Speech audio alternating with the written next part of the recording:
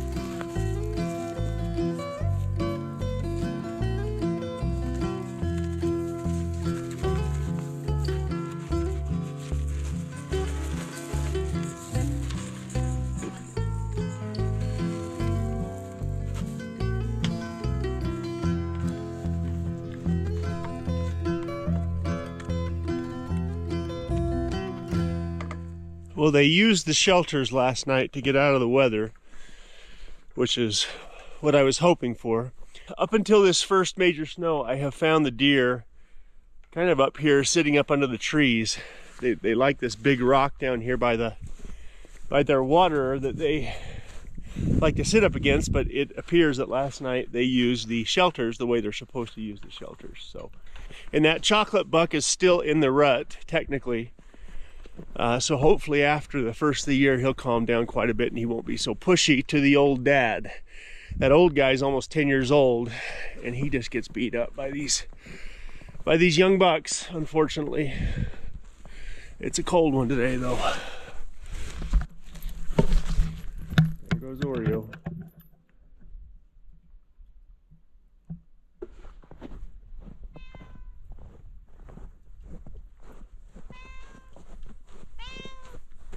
You want some food, Oreo? Thank you to Thrive Market for sponsoring today's video. When it comes to shopping for my family, there are 3 things that I like to consider: quality, cost, and convenience. When I discovered that Thrive Market has the quality of things that I'm looking for with a price match guarantee and it's shipped to my door, I knew that Thrive Market was for us. Thrive Market is an online membership-based grocery store that sells more than just groceries. Thrive makes shopping easy and affordable for everyone. Thrive has an amazing selection of organic groceries, snacks, supplements, eco-friendly cleaning supplies, non-toxic beauty supplies, personal care items, meat, seafood, frozen veggies, and more. New products are always being added from your favorite brands. All I do is go to the Thrive app on my phone and I place the orders as I need to. The best part is that orders over $49 ship for free. If you order frozen items, orders over $120 will ship for free. On this order, we got some of our favorite snacks for the kids to put in their lunches at school and for things that Heath can take outside when he's working, and we saved $10 in the process. There's a month-to-month option for $12, but we chose the annual membership, which is about $5 a month. You will make back that annual membership in savings, and if you don't, Thrive will credit you the difference. Click the link in our description or go to thrivemarket.com/redpoppyranch to get 30% off your first order, plus a free gift worth up to $60 when you join Thrive Market today.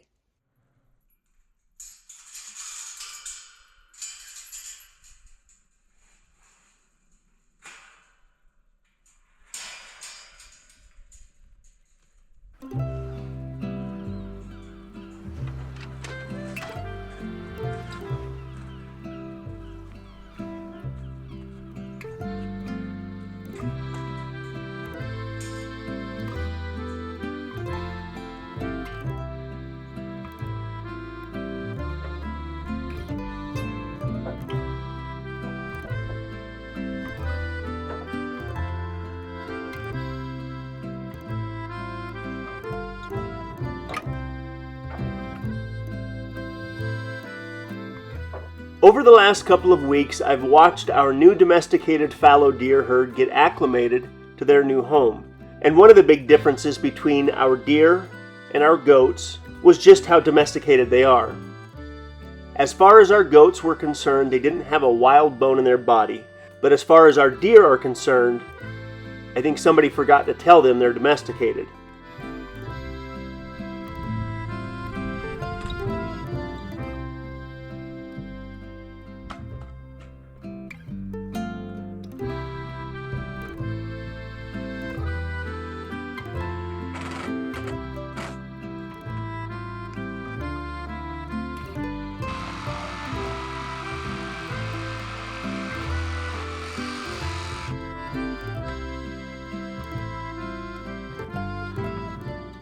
In my opinion, goats are mischievous animals by nature, when deer don't have that same quality.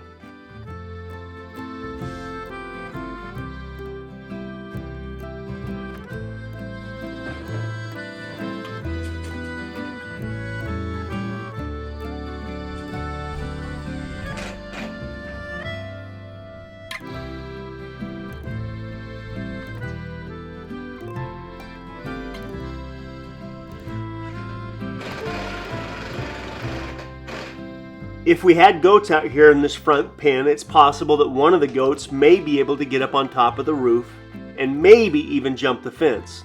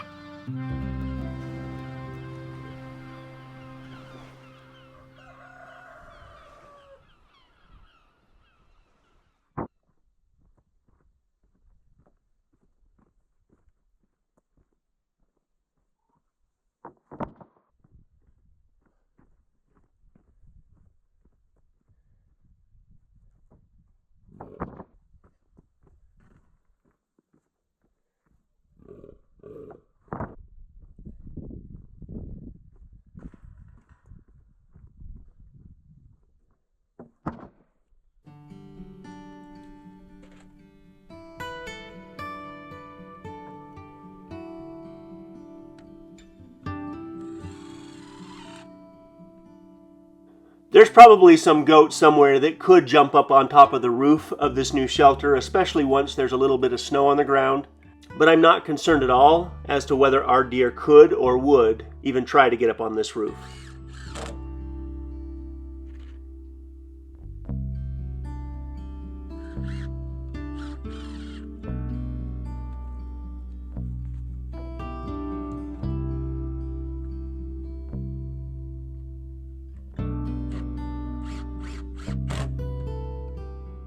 But I will say, as long as the deer have all the feed they need, they won't have a reason to try to get up on top of the roof. And if one of the deer starts sniffing around, I may have to put some wire up to keep that from happening.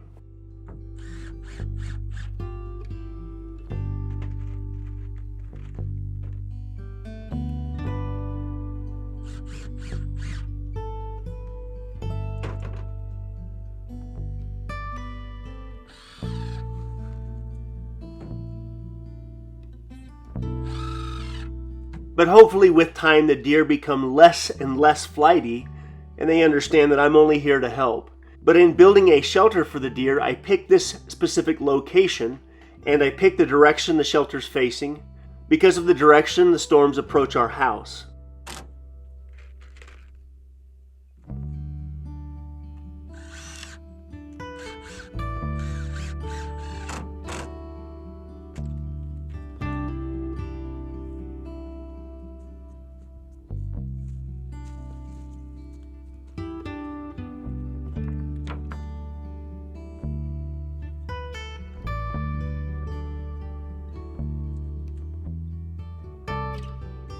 And just a few days before this, we had winds well over 50 miles an hour come up our canyon and even break off some mature trees in the process. And I took that into consideration when I put the opening on the front of this shelter. The wind and the weather shouldn't bother the animals at all.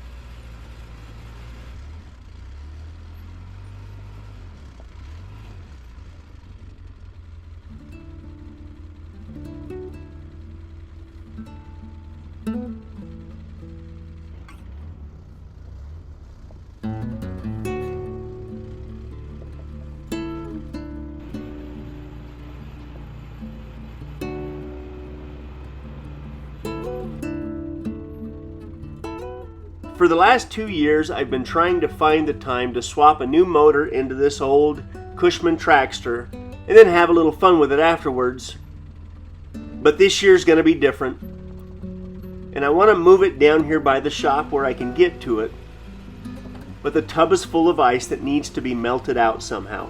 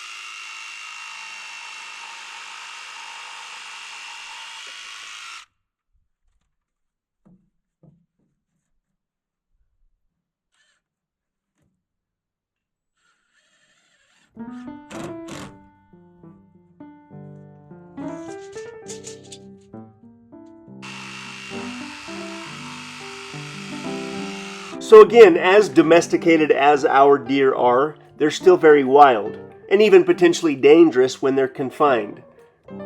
So the deer are going to have to get used to this shelter a little bit as well. So at some point down the road, when we have some young babies around here, that's probably going to be the moment where we're going to have to work really hard to get them used to us.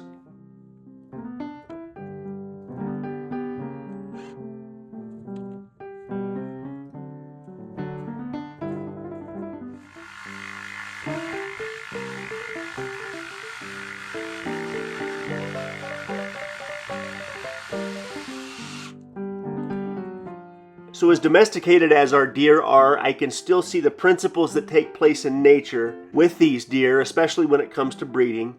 I can see these principles taking place in our front yard. I can see what happens to an old buck that can't defend himself. He's now got a few injuries that we're working through, and I've got to make sure that these injuries don't shorten his life. And by the way, the injuries were caused by his two sons, the other bucks. And as much as I'm trying to make the best out of this experience, I have to remind myself that these are wild animals, and this is going to take some time.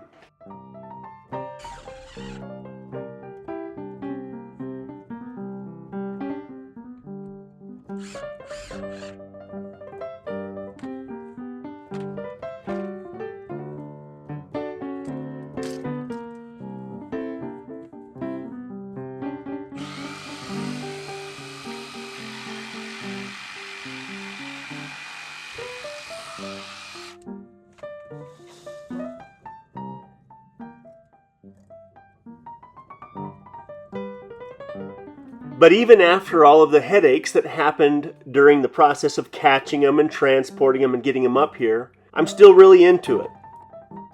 I can see that I probably should have cut their antlers off before I even moved them, but I didn't know any better. I learned the hard way. I'm hoping to keep that to a minimum in the future.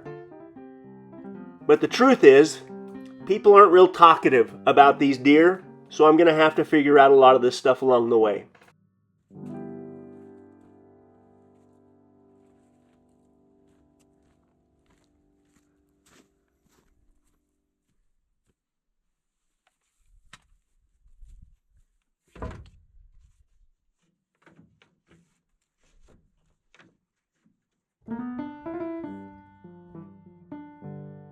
And the new deer shelter, it turned out great. The deer should love it.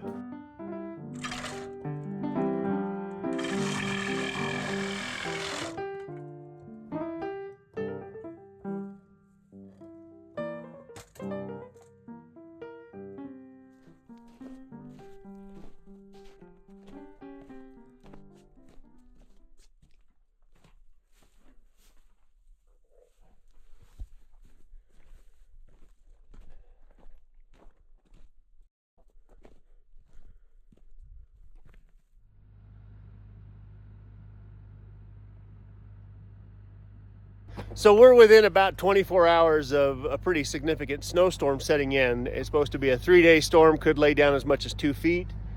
I'm trying to get all my projects to where I can get access to them once we have snow on the ground. This old diesel f250 is on the short list, and so I'm trying to get everything set in place. Cedar's driving the skid steer. I'm driving the truck that won't start. She's going to pull me up the hill, and we're going to have her sitting on deck up there, ready to start on this project.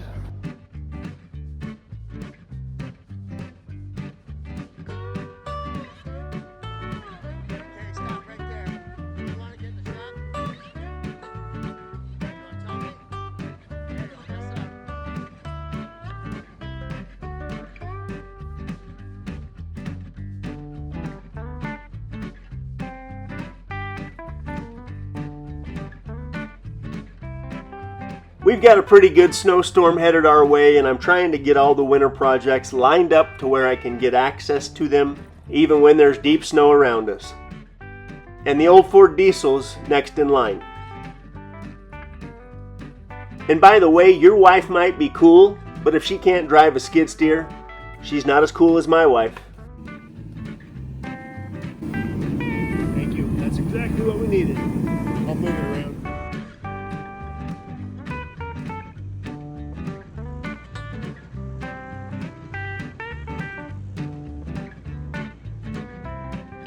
I know I've said it before, but I'm going to say it again. Having a skid steer and an excavator is the best equipment combination for a guy like me. But let me remind you, my skid steer's almost 30 years old and the excavator's 17.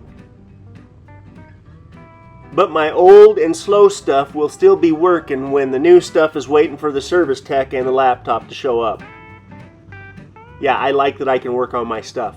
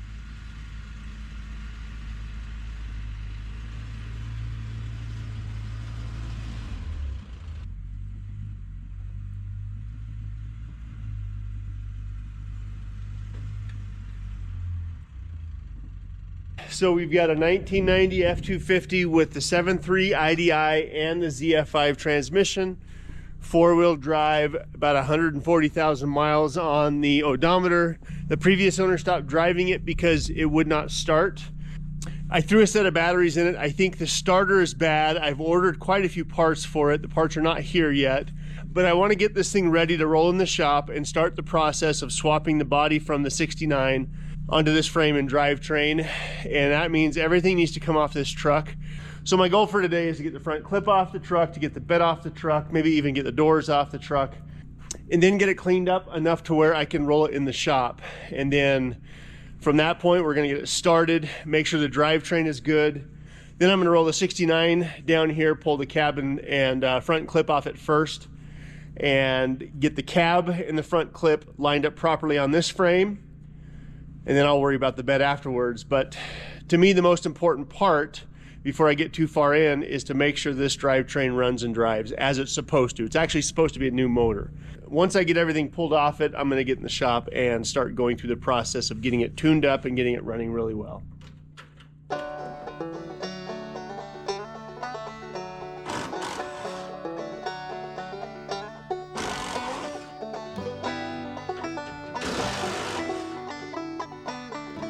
The snowstorm has arrived.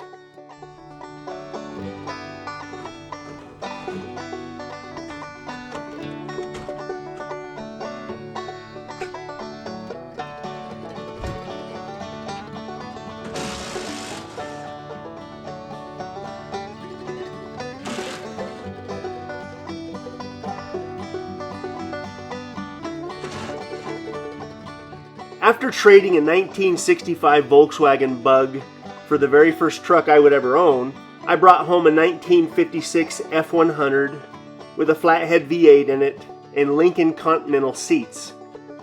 And I used to think I was a Chevy guy, but I'm pretty sure I've owned way more Fords than I have Chevys.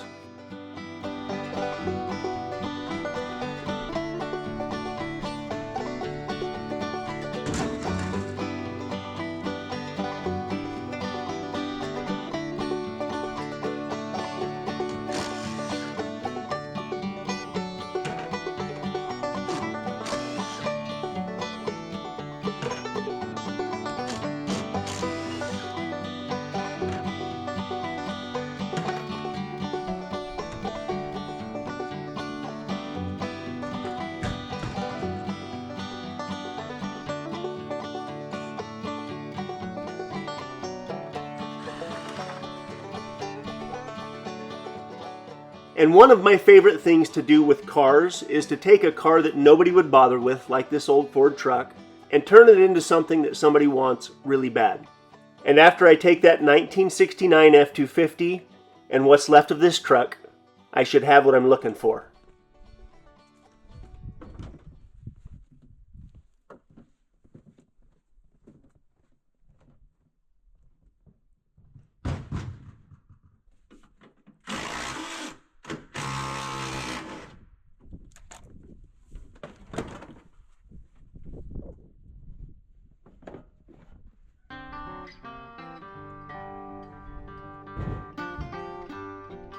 So really all that I need from this truck is the frame and the drivetrain.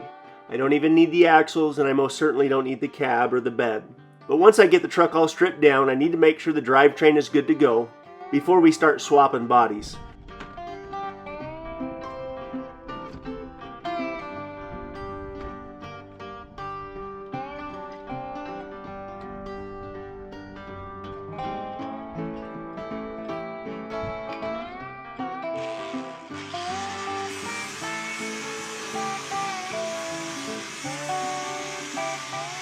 But I'm saving this headache rack for something else.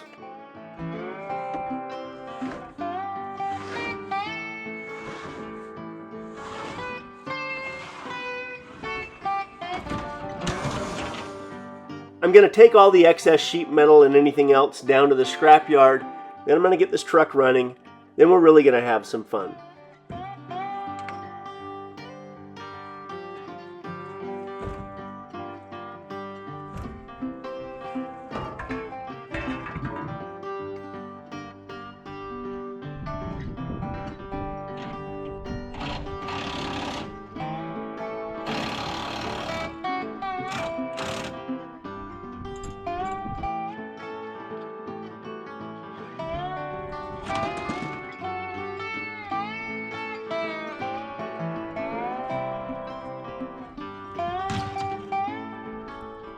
Now that I've got enough of the projects caught up around the place, I can dive into a few projects like this old Ford truck.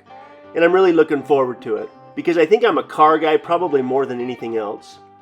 And I've been thinking about how well that 69 cab is going to swap onto this 1990 frame and drivetrain for about 1.5 years. And I can't wait to get started.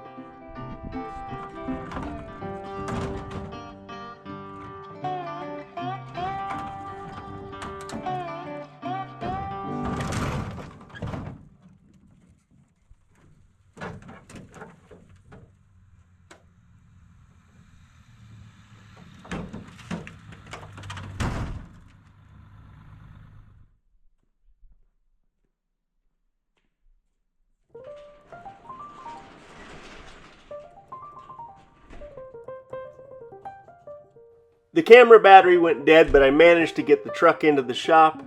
So phase 1 is complete, and we will see you guys in a week.